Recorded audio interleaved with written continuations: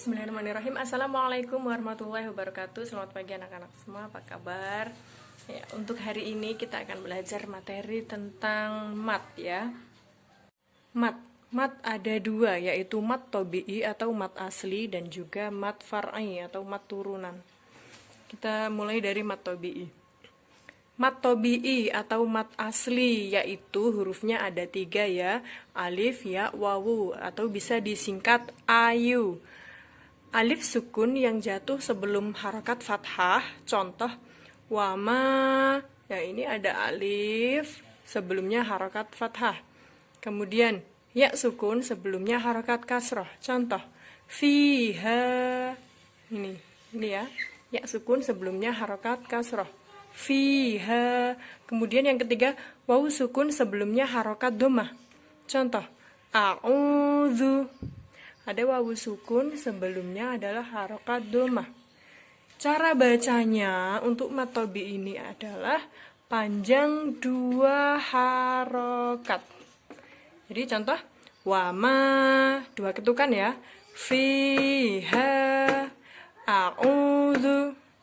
Jadi panjang mat tobi ini 2 harokat. Kemudian mat yang kedua, pertama mat tobi'i, yang kedua adalah mat far'i atau mat turunan dari bacaan mat ini ya. Untuk bab kali ini mat far'i dibagi menjadi 4. Akan dijelaskan 4 mat. Yang pertama, mat wajib muttasil. Apa itu mat wajib muttasil? Mat wajib muttasil adalah apabila ada mat tobi'i bertemu dengan hamzah berada dalam satu kalimat. Contoh idza jaa nasrullahi. Nah, idza jaa ini adalah mat tobi'i ya kan? Alif fathah sebelumnya alif sebelumnya harokat fathah itu adalah mat tobi'i, kemudian bertemu dengan hamzah.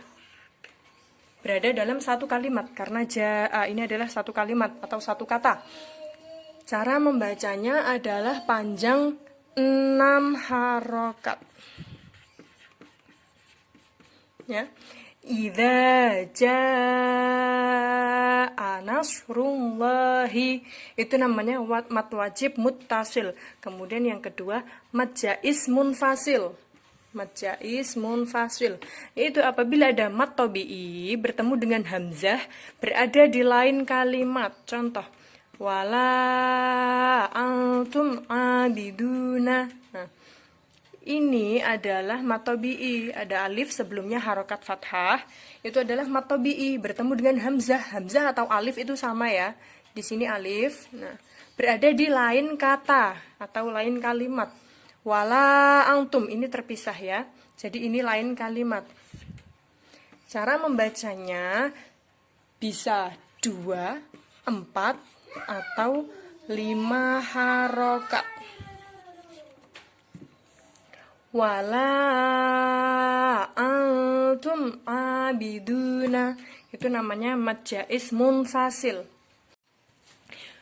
Untuk yang ketiga yaitu mat arid li sukun atau mat arid.